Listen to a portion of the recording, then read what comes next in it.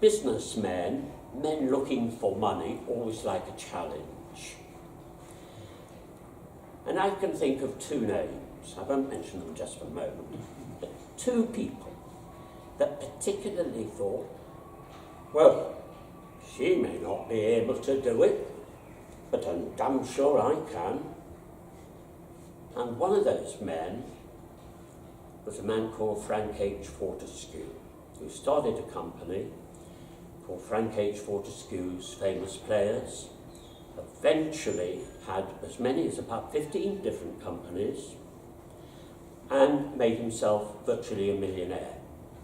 There was another man in the South called Harry Hansen, who called his company Harry Hansen's Court Players.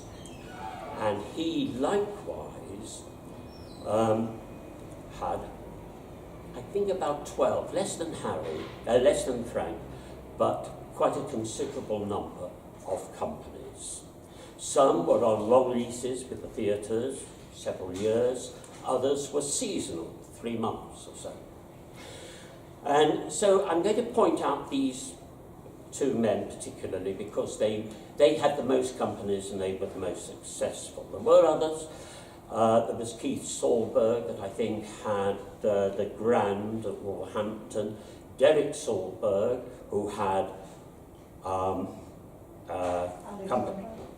the Alexander in Leicester, wasn't it, I think? Yeah.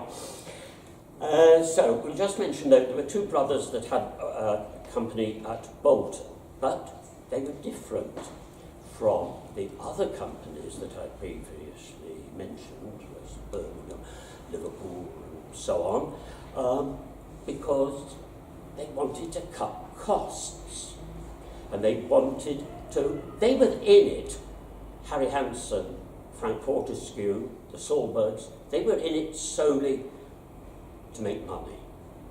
And so one of the things they did was, instead of running their plays 2 weeks, 3 weeks, as in some cases 4 weeks, and doing that sort of turnover, they were going to do it turnover weekly.